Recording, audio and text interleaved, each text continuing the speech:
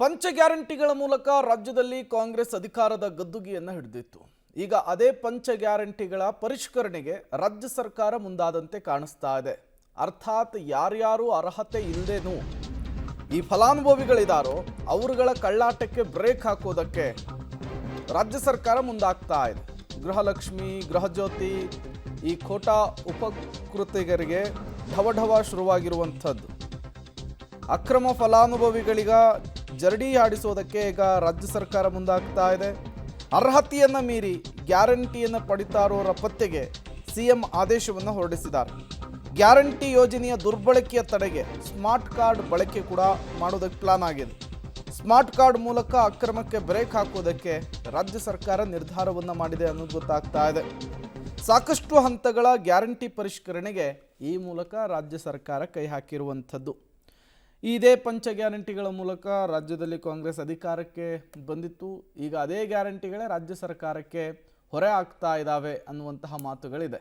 ಇದರ ನಡುವೆ ನೂತನ ಸಿಎಂ ಆಗಿ ಡಿ.ಕೆ. ಶಿವಕುಮಾರ್ ಅವರು ಅಧಿಕಾರವನ್ನು ವಹಿಸಿಕೊಂಡ ನಂತರ ಯಾರ್ಯಾರು ಅನರ್ಹರು ಈ ಫಲಾನುಭವಿಗಳಾಗಿದ್ದಾರೆ, ಈ ಪಂಚ ಗ್ಯಾರಂಟಿಗಳ ಸ್ಕೀಮನ್ನು ಯುಟಿಲೈಸ್ ಮಾಡ್ಕೊಳ್ತಾ ಇದ್ದಾರೆ, ಅಂಥವರನ್ನು ಐಡೆಂಟಿಫೈ ಮಾಡಿ ಈ ಯೋಜನೆಯಿಂದ ಹೊರಗಿಡುವಂತಹ ಪ್ರಕ್ರಿಯೆಗೆ ಚಾಲನೆ ಕೊಟ್ಟಿದ್ದಾರೆ.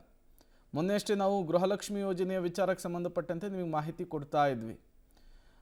ಬೆಂಗಳೂರು ದಕ್ಷಿಣದಲ್ಲಿಯೇ ಹತ್ತತ್ರ 14,000 ರಿಂದ 15,000 ಜನ ಅದರಲ್ಲಿ ಆ್ಯಡ್ ಆಗಿದ್ರು ಅನ್ನೋದು ಗೊತ್ತಾಗ್ತಾ ಇತ್ತು. ಅವರನ್ನು ಈ ಸ್ಕೀಮಿನಿಂದ ಹೊರಗಿಡುವಂತಹ ಕೆಲಸವನ್ನು ಮಾಡಲಾಯಿತು. ಈಗ ಅದು ರಾಜ್ಯದಾದ್ಯಂತ ವ್ಯಾಪಿಸೋದಕ್ಕೆ ರಾಜ್ಯ ಸರ್ಕಾರ ಪ್ಲಾನನ್ನು ಮಾಡಿಕೊಂಡಿದೆ. ಈ ಮೂಲಕ ಯಾರ್ಯಾರು ಅರ್ಹತೆ ಇಲ್ಲದಿದ್ದರೂ ಕೂಡ ಸ್ಕೀಮ್ನ ಭಾಗಿಯಾಗಿದ್ದಾರೋ ಅಂಥವರಿಗೆ ಶಾಕ್ ಕೊಡೋದಕ್ಕೆ ಮುಂದಾಗ್ತಾ ಇದೆ. ಹಾಗಾದರೆ ಹೇಗೆ ನಡೆಯುತ್ತೆ ಈ ಪರಿಷ್ಕರಣೆ? ಮೃತರ ಹೆಸರಿನಲ್ಲಿ ಗೃಹಲಕ್ಷ್ಮಿಯ ಹಣ ಪಡೀತಾ ಇರ್ತಾರಲ್ಲ, ಅಂಥವರ ಮಾಹಿತಿಯನ್ನು ಕಲೆ ಹಾಕುವಂಥದ್ದು. ಬ್ಯಾಂಕ್ ಮೂಲಕ, ಅಂಗನವಾಡಿ ಕಾರ್ಯಕರ್ತೆಯರ ಮೂಲಕ ಡೇಟಾ ಸಂಗ್ರಹಿಸುವಂತಹ ಕೆಲಸ ಆಗುತ್ತೆ. ಸತ್ತವರ ಹೆಸರಿನಲ್ಲಿ ಹಣ ಪಡೆದವರಿಂದ ಆ ಹಣವನ್ನು ವಾಪಸ್ ಪಡೆಯುವಂತಹ ಚಿಂತನೆಯಲ್ಲೂ ಕೂಡ ರಾಜ್ಯ ಸರ್ಕಾರವಿದೆ ಅನ್ನೋದು ಗೊತ್ತಾಗ್ತಾ ಇದೆ. 100 ಕೋಟಿಯಷ್ಟು ಹಣ ವ್ಯಯಕ್ಕೆ ಬ್ರೇಕ್ ಹಾಕೋದು ರಾಜ್ಯ ಸರ್ಕಾರದ ಆದ್ಯತೆಯಾಗಿದೆ. ನೂತನ ಸಿಎಂ ಡಿ.ಕೆ. ಶಿವಕುಮಾರ್ ಅವರ ಆದ್ಯತೆಯಾಗಿದೆ. ಮನೆಯ ಯಜಮಾನಿ ಮಹಿಳೆಗಷ್ಟೇ ಗೃಹಲಕ್ಷ್ಮಿಯ ಹಣ 2,000 ರೂಪಾಯಿ ಬರ್ತಾ ಇತ್ತಲ್ಲ, ಅದು ಕೇವಲ ಮನೆ ಯಜಮಾನಿಗೆ ಅನ್ನೋದೇ ಕಾನ್ಸೆಪ್ಟು. ಅತ್ತೆ, ಸೊಸೆ, ಮಗಳು ಯಾರಿಗಾದರೂ ಕೂಡ ಒಬ್ಬರಿಗೆ ಗೃಹಲಕ್ಷ್ಮಿಯ ಹಣವನ್ನು ಕೊಡೋದಕ್ಕೆ ನಿರ್ಧರಿಸಲಾಗಿದೆ. ಇನ್ನು ಫಲಾನುಭವಿಗಳಿಗೆ ಸ್ಮಾರ್ಟ್ ಕಾರ್ಡನ್ನು ವಿತರಿಸುವಂತಹದ್ದು ಕೂಡ ಚಿಂತನೆಯಲ್ಲಿದ್ದಾರೆ. ಇನ್ನು ಶಕ್ತಿ ಯೋಜನೆಯ ಓಡಾಟಕ್ಕೂ ಕೂಡ ಸ್ಮಾರ್ಟ್ ಕಾರ್ಡ್ ವಿತರಣೆ ಪ್ಲಾನಲ್ಲಿರುವಂತಹದ್ದು. ಗೃಹಜ್ಯೋತಿ ಫಲಾನುಭವಿಗಳ ಆಡಿಟ್ ಮಾಡುವುದಕ್ಕೂ ಕೂಡ ರಾಜ್ಯ ಸರ್ಕಾರ ಚಿಂತನೆಯನ್ನು ಮಾಡಿದೆ. ಗೃಹಜ್ಯೋತಿಯನ್ನು ಪಡೆದು ವಾಣಿಜ್ಯ ಬಳಕೆ ಮಾಡಿಕೊಂಡ್ರೆ ಅಂಥವರಿಗೆ ಬ್ರೇಕ್ ಹಾಕುವಂತಹ ಕೆಲಸ ಆಗ್ತಾ ಇದೆ. ಒಂದು ಕುಟುಂಬ ಹೆಚ್ಚು ಕಡೆ ಫಲಾನುಭವಿಗಳಾಗಿದ್ದರೆ ಅಂಥವರನ್ನು ಕೂಡ ಸ್ಕೀಮಿನಿಂದ ಹೊರಗಿಡುವುದಕ್ಕೆ ಚಿಂತನೆ ನಡೆಸಲಾಗ್ತಾ ಇದೆ. ಅನ್ನಭಾಗ್ಯ ಯೋಜನೆಯಲ್ಲೂ ಕೂಡ ಫಲಾನುಭವಿಗಳು ಯಾರ್ಯಾರಿದ್ದಾರೋ ಅಂಥವರನ್ನು ಗುರುತಿಸುವಂತಹ ಕೆಲಸ, ಅವರ ಹಿನ್ನೆಲೆಯನ್ನು ಕೆದಕುವಂತಹ ಕೆಲಸ ಆಗ್ತಾ ಇದೆ ಫೈನಾನ್ಷಿಯಲಿ. ಇನ್ನು BPL ಕಾರ್ಡ್ ಪರಿಷ್ಕರಣೆಯ ಮೂಲಕವೂ ಕೂಡ ಈ ಫಲಾನುಭವಿಗಳನ್ನು ನಿಜಕ್ಕೂ ಅರ್ಹತೆ ಇದೆಯಾ ಇಲ್ವಾ ಅಂಥೇಳಿ ಗುರುತಿಸುವಂತಹ ಕೆಲಸಕ್ಕೆ ರಾಜ್ಯ ಸರ್ಕಾರ ಮುಂದಾಗಿದೆ ಅನ್ನೋದು ಗೊತ್ತಾಗ್ತಾ ಇದೆ. ಈಗಾಗಲೇ ಅದಕ್ಕೆ ಬೇಕಾದಂತಹ ಎಲ್ಲ ಸಿದ್ಧತೆಯನ್ನು ಕೂಡ ರಾಜ್ಯ ಸರ್ಕಾರ ಮಾಡಿಕೊಂಡಿರೋದ್ರಿಂದ ಯಾರ್ಯಾರು ಗ್ಯಾರಂಟಿ ಯೋಜನೆಗಳ ನಕಲಿ ಫಲಾನುಭವಿಗಳಿದಾರಲ್ಲ ಅಂಥವರಿಗೆ ಶಾಕನ್ನು ಕೊಡೋದಕ್ಕೆ ಈಗ ರಾಜ್ಯ ಸರ್ಕಾರ ಮುಂದಾಗಿರುವಂಥದ್ದು. ಸುಮಾರು 100 ಚಿಲ್ಲರೆ ಕೋಟಿ ರೂಪಾಯಿ ಹಣ ಈಗಾಗಲೇ ಕೆಲವು ಗೃಹಲಕ್ಷ್ಮಿ ಯಾರು ವಯಸ್ಸಾಗಿತ್ತು, ಯಾರು ಯಜಮಾನಿ ತೀರ್ಕೊಂಡಿದ್ರು, ಅದೆಲ್ಲ ಕೆಲವೆಲ್ಲ ತೆಗೆದುಕೊಂಡ್ಬಿಟ್ಟಿದ್ದಾರೆ. ಸೊ ಅದಕ್ಕೆ ನಾವು ಮತ್ತೆ ವಾಪಸ್ಸು ಆ ವಸ್ತುದಲ್ಲಿ ಯಾರ್ಯಾರ್ದೋ ಫೋನ್ ನಂಬರ್ ಕೊಟ್ಬಿಟ್ಟಿದ್ದಾರೆ. ನಾವು ಅದನ್ನು ತನಿಖೆ ಮಾಡಿಸಿದ್ವಿ. ಮೊನ್ನೆ ಬಾಗಲಕೋಟಲ್ಲಿ, ದಾವಣಗೆರೆಯಲ್ಲಿ ಕೂಡ ಟ್ರೈ ಮಾಡಿದೋ, ಬೇರೆ ಕಡೆಲ್ಲ ಟ್ರೈ ಮಾಡಿದೋ, ಸುಮಾರು ಹಳ್ಳಿಗಳಲ್ಲಿ ಮಾಡಿದ್ವಿ.